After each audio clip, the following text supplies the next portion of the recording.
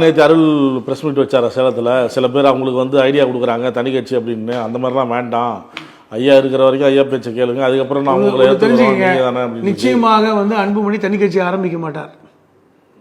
அன்புமணி தனி கட்சி ஆரம்பிக்க மாட்டார். அப்படி தனி கட்சி ஆரம்பித்தால் அவர் டெபாசிட் கூட வாங்க மாட்டார். நீங்க என்னதான் பாட்டாளி மக்கள் கட்சியா இருந்தாலும் அது வந்து டாக்டர் ராமதாஸுடைய அந்த செல்வாக்கு தாங்க. நீங்க இன்னும் வந்து அவருக்கு குறையல. அவர் சொன்னா வாக்களிப்பதற்கு வன்னிய சமூகத்தில் கண்டிப்பாக மக்கள் இருக்காங்க. தனி கட்சி ஆரம்பிக்க மாட்டார். அவர் இப்பொழுது பாட்டாளி மக்கள் கட்சியுடைய பைலாவின் அடிப்படையில் தான் கட்சியை கைப்பற்ற பார்க்கிறார். இப்ப என்ன சொல்ல வர்றாருன்னா, ராமதாஸ் அவர்களை வீட்டோட வச்சுக்குவோம், அவரை பேச வைக்க வேண்டாம், கட்சிக்கு நான் தான் தலைவர், அவருக்கு ஆதரவு தெரிவித்தவர்களை அனுப்பிச்சு விடுறோம் வெளியே.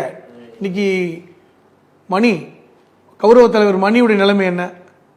அவரை என்ன மாதிரியான டாக்டர் அன்புமணி வந்து அவரை வந்து மேடைகளில் அவமானப்படுத்திய காட்சிகள்லாம் நீங்கள் ஞாபகப்படுத்தலாம்ல. எவ்வளோ விஷயங்களை செஞ்சார்.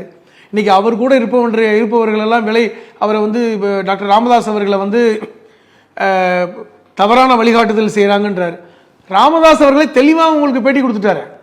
எனக்கு ஒன்றும் தவறான வழிகாட்டுதல் இல்லை, நான் முடிவாக தான் இருக்கேன், கட்சியை வந்து அன்புமணி வந்து தவறாக வழி நடத்துகிறார், அதை நான் நிறுத்துறதுக்கு தான் நான் வந்து 2 வருஷம் கேட்டிருக்கேன், 2 வருடம் மட்டும் நான் தலைவராக இருக்கிறேன்னு சொல்றேன், அதுக்கப்புறம் நீ தான் தலைவர்னு சொல்லிட்டேன். இதுக்கு பல்வேறு பேட்டிகளை பேசிட்டு இருக்காரு.